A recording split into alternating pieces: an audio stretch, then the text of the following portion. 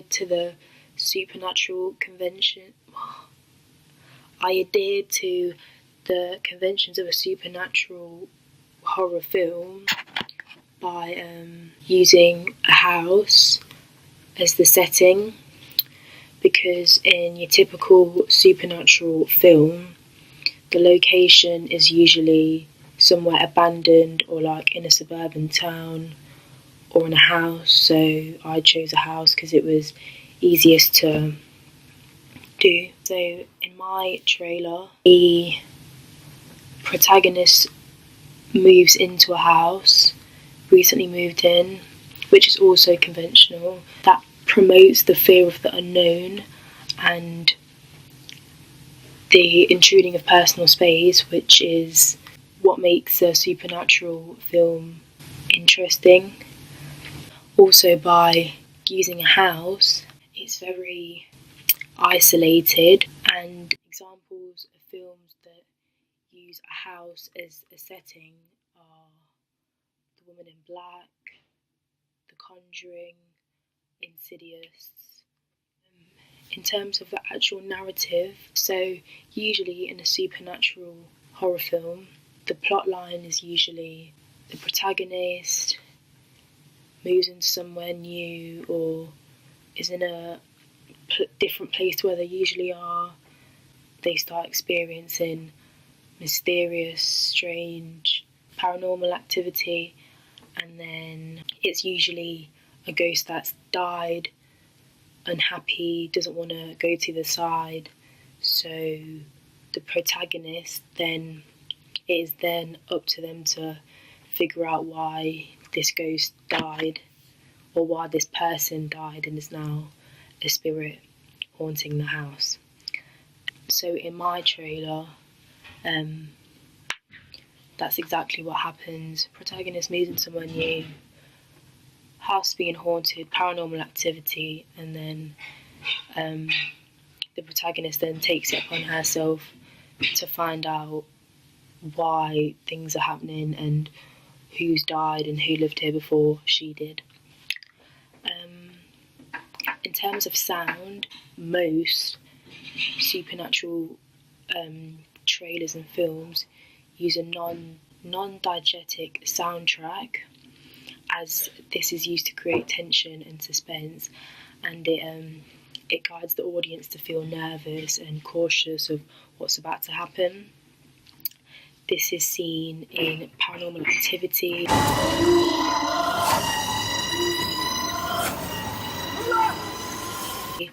it's used in Insidious. I want to leave this house.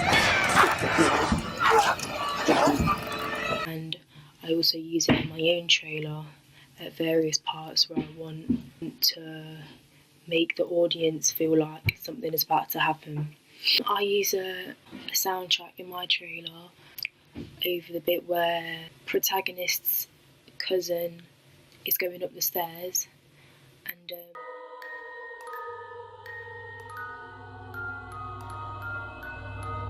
it sounds like a chorus is singing behind it, and it sounds quite childlike, a nursery rhyme kind of song, a classical nursery rhyme kind of song, which is therefore conventional of the genre and again adds to the mood of the trailer. Another conventional sound heard in supernatural trailers is laughter, but it's usually distorted or erratic, like a crazy laugh, and this again just adds to the unusual, unnatural, creepy feel of the trailer. This is seen in movies like The Boy.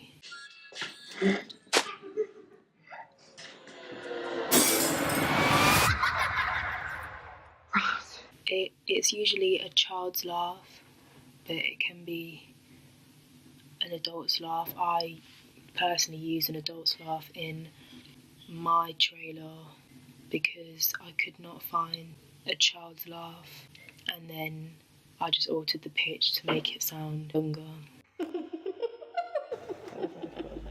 In most supernatural horror films / trailers, they don't really show you the antagonist, so the ghost. They don't really show you a face. It might be like a figure or the back of one or a hand.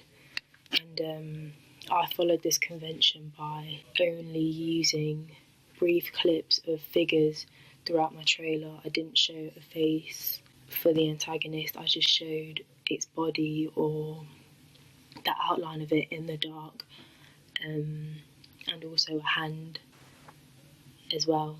A good example of this is in Lights Out.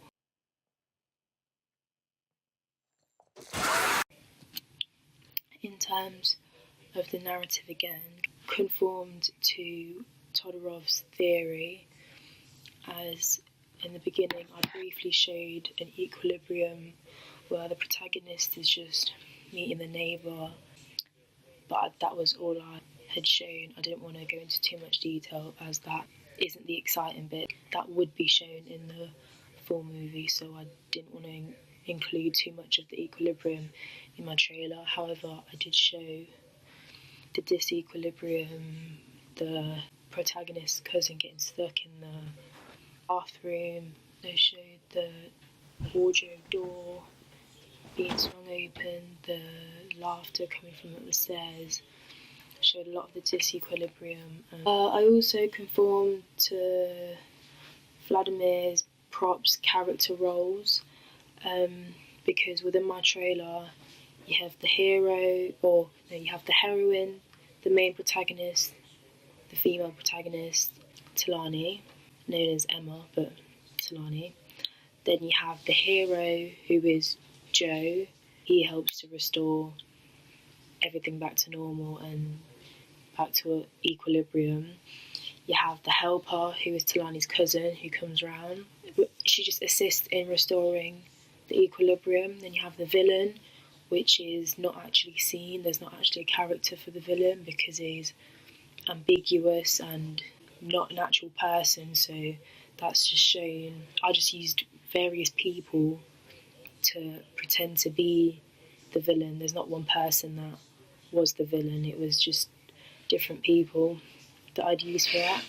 And obviously we know that the ghost is the villain because the ghost is a threat to the heroine and is the main reason of all the disruption that's caused. We know that the donor is the priest because she is the one that gives, advice, brings all the equipment to help get rid of the villain.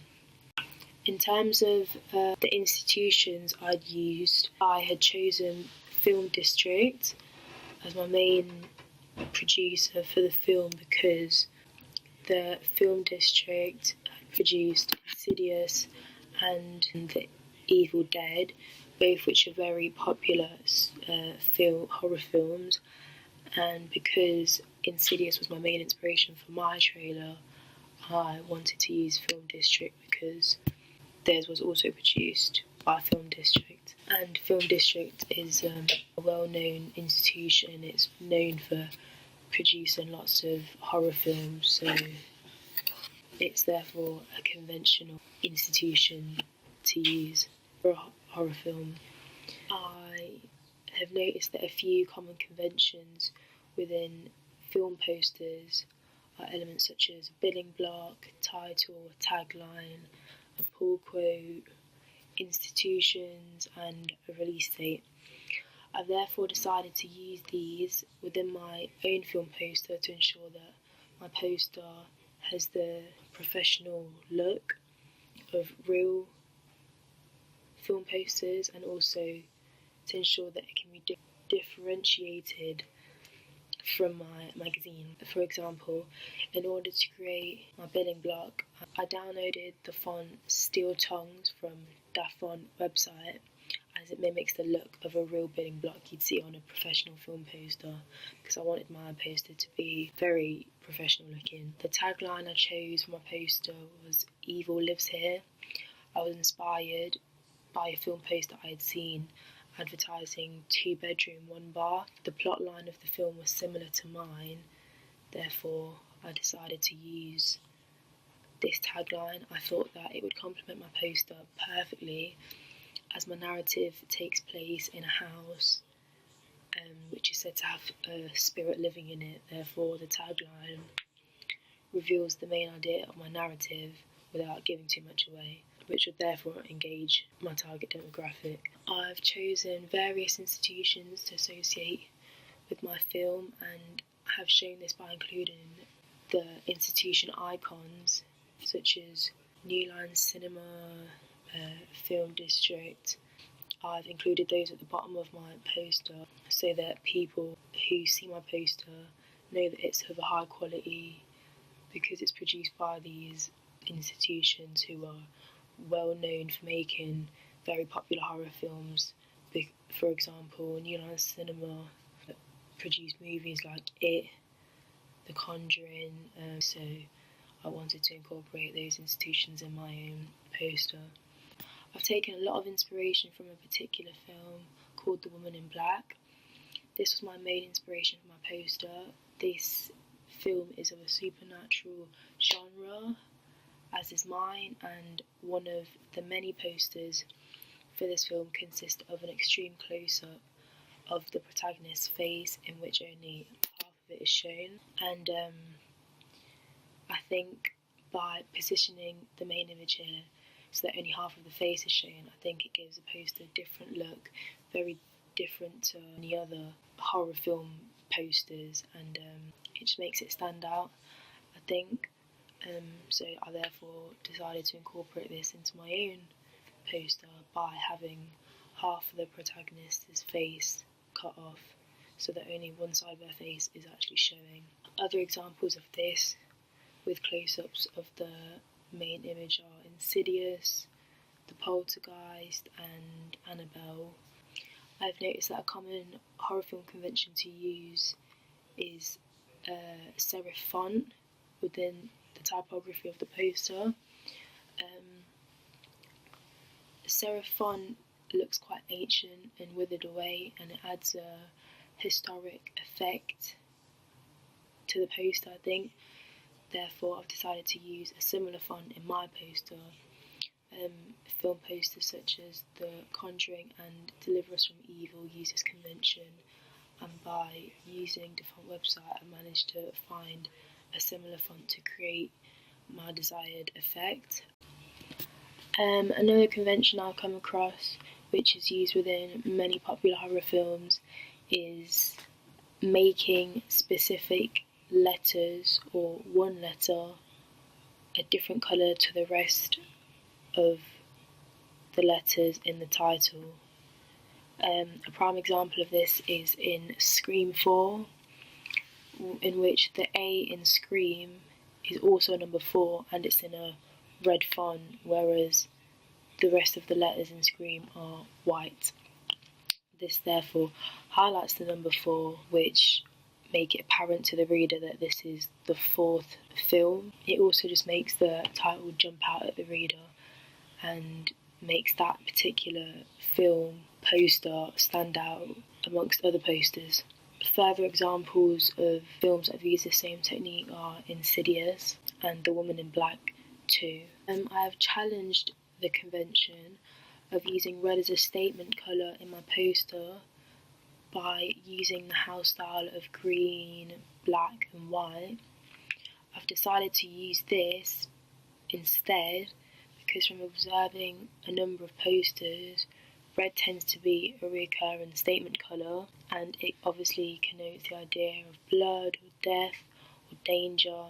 However, specifically, supernatural horror tends to be associated with green and blue colours because the phantom or ghost is often represented in a blue light or in a green light. And due to my media package being within the supernatural subgenre of horror, I've avoided using more conventional red colours and have decided to use a more distinctive colour like green instead. There are examples of horror films within the supernatural genre that use green and blues instead of reds. A few such as Wraith, Dark Mirror, The Woman in Black. Within my magazine, I've used a colour palette of green and blue tints, such as in the main image, the skyline, the drop shadow of the title, the cover lines. I've done this because the colour green, or blue even, is very conventional of the supernatural horror genre. I've purposely ensured the blues and greens and colours within my magazine are all on the same palette, that they all complement each other, because this is something that very professional magazines do. Apart from the boost and the little plus section at the bottom, which is in a yellow colour, everything else is in a blue-green colour palette. The boost is just jump out of the reader because it says free post inside, and I've noticed that that's a conventional element to have in a magazine, especially one associated with horror, because people tend to pick up magazines that have something free inside, and so I decided to incorporate a boost into my own magazine in a bright, bold yellow colour so that it jumps out at the reader and encourages them to want to buy it. I've also included in the plus section just a little bit more information about the content inside the magazine. I've noticed that this is also a conventional element to have in a magazine. Lots of horror magazines have it, so I also therefore decided to incorporate it into my own magazine. A perfect example of a magazine that has a plus section and a boost on almost every cover is Scream magazine. The yellow is actually very conventional for a horror magazine, because little facts or information that a magazine wants to jump out at the reader, they tend to use a yellow colour, ensure that those specific elements on the page are really bold and made apparent to the reader. To make the genre more apparent, I've used a phantom effect in my main image to connote the presence of a supernatural being. I decided to create a face for the magazine because that's what people who enjoy horror films would be drawn to. They'd be drawn to the villain, they'd be drawn to the antagonist, so I decided to create a face for the antagonist. It therefore attract those fans of horror, paranormal activity, and just to further signify the genre that it's in, and also create the idea that there's a presence lurking, much like I have created in my trailer and poster. I also decided to use an ambiguous image of the antagonist in my magazine because I've not actually seen anything like it in any other magazines, in any other horror magazines, so I feel like it makes my magazine stand out amongst the others, which